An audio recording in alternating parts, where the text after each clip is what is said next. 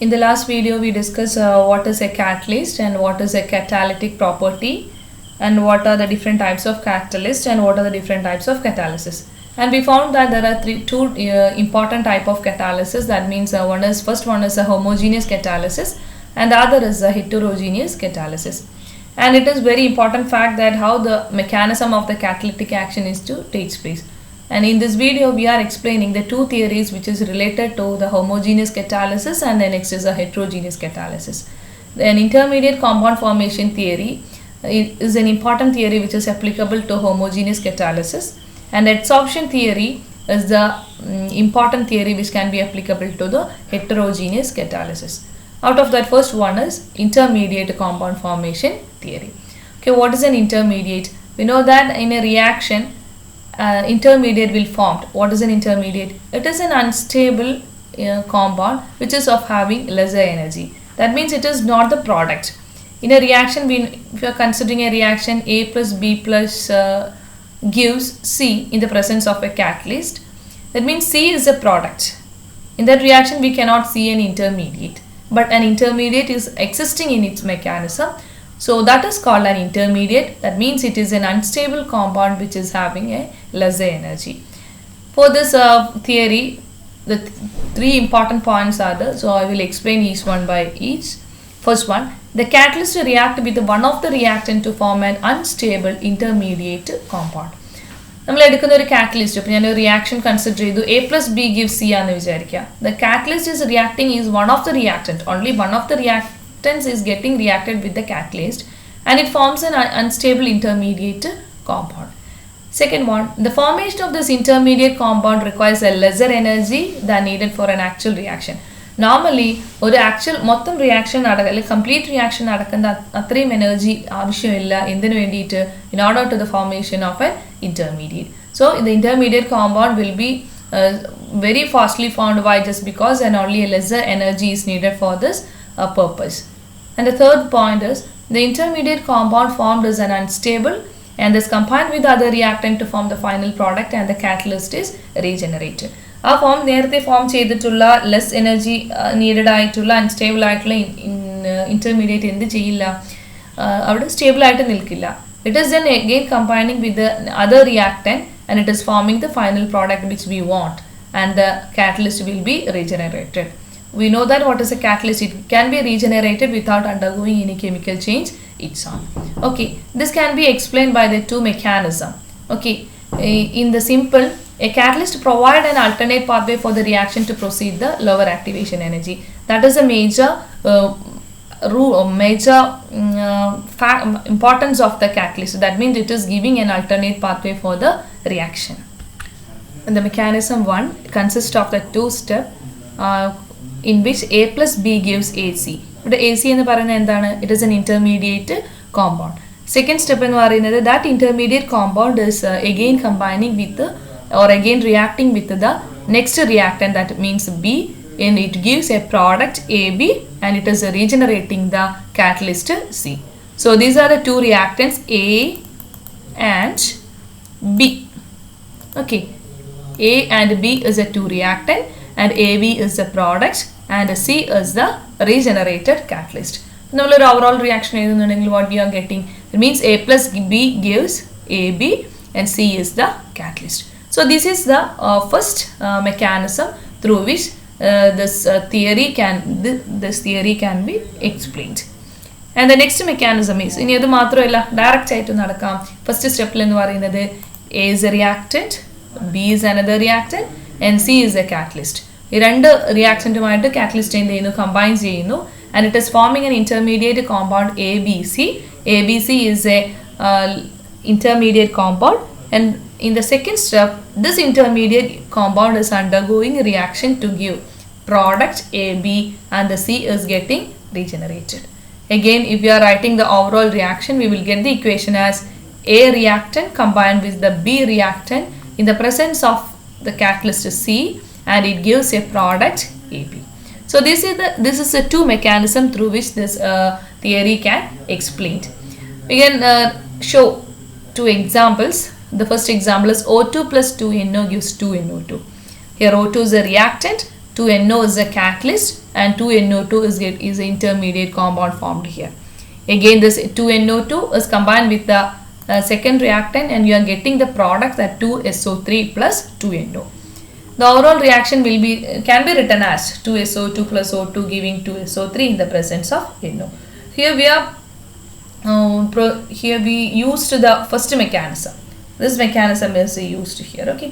ഇത് മാത്രമല്ല second mechanism വെച്ചിട്ട് നമുക്ക് എന്ത് ചെയ്യാൻ പറ്റും, ഡിഫറെൻ്റ് ആയിട്ടുള്ള എക്സാമ്പിൾസ് നമുക്ക് പറയാനായിട്ട് സാധിക്കും. Anyway this reactive intermediate okay can be detected using the technique mass spectrometry. Okay. Next theory is the adsorption theory of catalysis. Okay, ഒന്നുകൂടെ നമ്മൾ ശ്രദ്ധിച്ച് നോക്കേണ്ട ഒരു തിയറി തന്നെയാണ് ഇത്. ഞാൻ ഓരോ പോയിന്റ്സ് ഞാൻ നോട്ട് ചെയ്ത് തന്നെ പറയാം. The adsorption theory is mainly used for, or it is explain the mechanism of the heterogeneous catalysis. What is heterogeneous catalysis means? That means it occurs in the two phases. Okay. Second one, the modern adsorption theory is the combination of the intermediate compound formation theory and the old adsorption theory. It is that means the modern adsorption theory is a combination of the old adsorption theory plus intermediate compound formation theory. Okay. The next, it occurs through adsorption. That means ഇവിടെ ഒരു ഇടത്ത് എന്ത് നടക്കുന്നുണ്ട്, adsorption നടക്കുന്നുണ്ട്. We know that what is an adsorption? Surface phenomenon ആണ് അല്ലേ. adsorption എന്ന് വെച്ചാൽ എന്താണ്, bulk phenomenon. So adsorption means ഒരു കാറ്റലിസ്റ്റിന്റെ മുകളിൽ റിയാക്റ്റന്റ് വന്നിട്ട് എന്ത് ചെയ്യുന്നുണ്ട്, അഡ്സോർബ് ചെയ്യുന്നുണ്ട്. adsorption തന്നെ 2 ടൈപ്പ് ഉണ്ട്, ഫിസിസോർപ്ഷൻ ആൻഡ് കെമിസോർപ്ഷൻ. നമ്മൾ ഡീറ്റെയിൽ ആയിട്ട് വാട്ട് ഇസ് ഫിസിസോർപ്ഷൻ എന്നോ അല്ലെങ്കിൽ വാട്ട് ഇസ് കെമിസോർപ്ഷനോ എന്ന് പറയുന്നില്ല. You just go through it what is physisorption and chemisorption of the reactant molecule on the surface of the catalyst. The surface of the solid catalyst has a number of sites where unbalanced or unresidual force are existent. These sites are called active sites. Okay, ഇവിടെ നമ്മൾ മനസ്സിലാക്കേണ്ട കാര്യം എന്താ, നമുക്കറിയാം ഇത് heterogeneous catalysis ആണ്. അതുകൊണ്ട് തന്നെ നമ്മൾ എടുക്കുന്ന റിയാക്റ്റൻസും ഇവിടെ യൂസ് ചെയ്യുന്ന കാറ്റലിസ്റ്റും എന്താണ്, ഡിഫറെൻറ്റ് ഫേസിലായിരിക്കും. നമ്മൾ നേരത്തെ പറഞ്ഞിട്ടുണ്ടായിരുന്നു for an heterogeneous catalysis basically നമ്മൾ കൺസിഡർ ചെയ്യുന്നത് the reactant should be in the gaseous form and the catalyst will be in the solid form. അതാണ് ബേസിക്കലി നമുക്ക് കാണാൻ പറ്റുന്നത്. ഒരു റിയാക്റ്റൻറ്റ് ഒരു കാറ്റലിസ്റ്റിൻ്റെ മുകളിൽ വന്ന് എഡ്സോർബ് ചെയ്യുന്നു. That means it's getting adsorbed on the surface. ആ ഒരു സോളിഡ് കാറ്റലിസ്റ്റിൻ്റെ മുകളിൽ വന്ന് എഡ്സോർബ് ചെയ്യണമെന്നുണ്ടെങ്കിൽ ആ ഒരു കാറ്റലിസ്റ്റിൻ്റെ മുകളിൽ എന്തുണ്ടായിരിക്കണം, it should contain certain active sites or it contain a catalyst has a number of sites.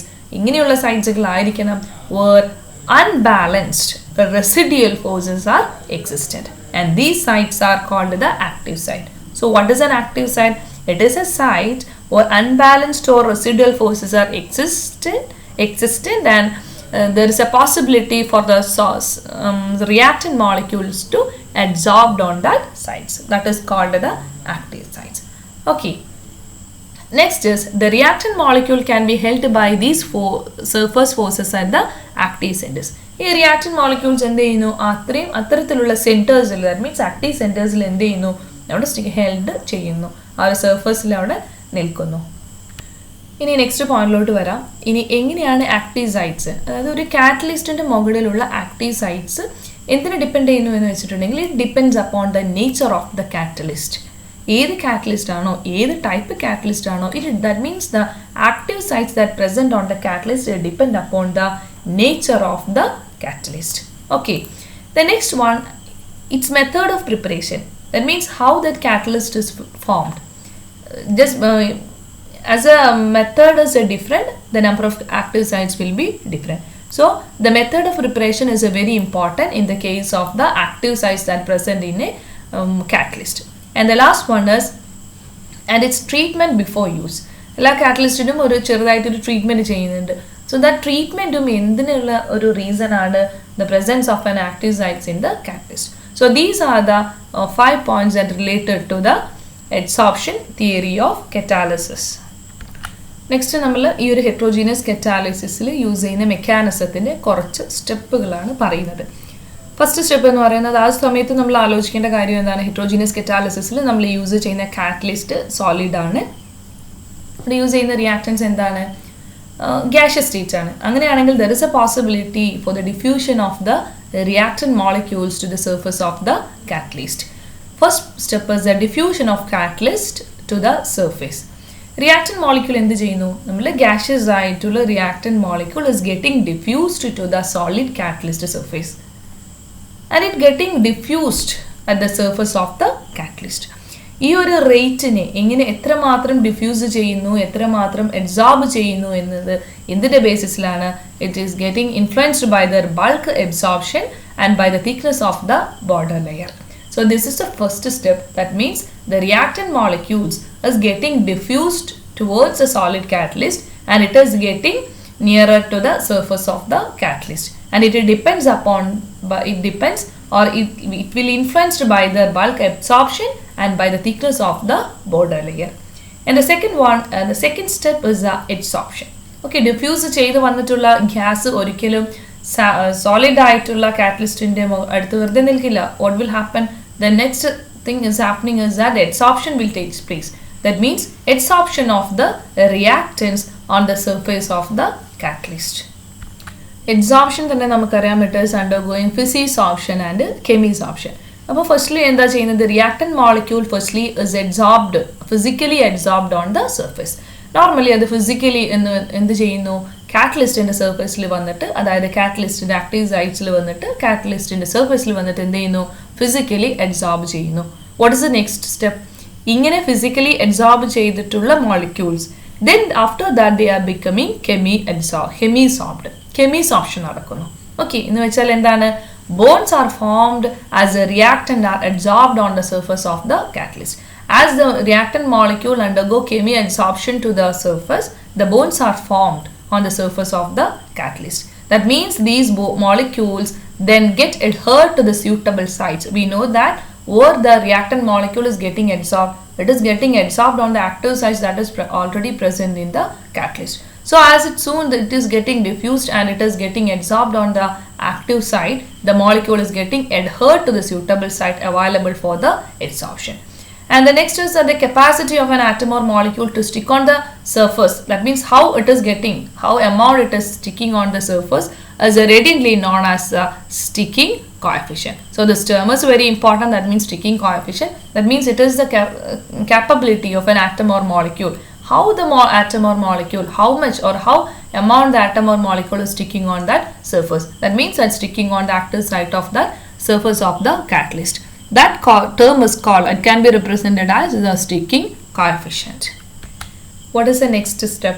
Next step is a chemical reaction. എന്തായിരിക്കും chemical reaction? ഇങ്ങനെയുള്ള ഓൾറെഡി ആക്റ്റീവ് സൈറ്റ്സിൽ അബ്സോർബ് ചെയ്തിട്ടുള്ള ഈ ഒരു റിയാക്ടന്റ് മോളിക്യൂൾസ്, അതായത് ഒരു സർഫസിന്റെ മുകളിൽ ഒരുപാട് റിയാക്ടന്റ് മോളിക്യൂൾസ് എന്ത് ചെയ്തിട്ടുണ്ടാവും? അബ്സോർബ് ചെയ്തിട്ടുണ്ടാവും. അപ്പോൾ ഒരു മോളിക്യൂൾ മാത്രമല്ല, ഒരുപാട് മോളിക്യൂൾ ഉണ്ട്. ഇങ്ങനെ ആക്റ്റീവ് സൈറ്റിൽ അബ്സോർബ് ചെയ്തിട്ടുള്ള മോളിക്യൂൾസ്, അതായത് അവർ ക്ലോസ്ലി പ്ലേസ് ചെയ്തിട്ടുണ്ടാവും. ഇങ്ങനെ ക്ലോസ്ലി പ്ലേസ് ചെയ്തിട്ടുള്ള, ഇപ്പോൾ എല്ലാ മോളിക്യൂൾസ് എന്ത് തന്നെയാണ്? റിയാക്ടന്റ് മോളിക്യൂൾസ് ആണ്. ഇങ്ങനെ ക്ലോസ്ലി പ്ലേസ് ചെയ്തിട്ടുള്ള reactant molecule, there is a chance for that molecules to react each other and they are forming a product.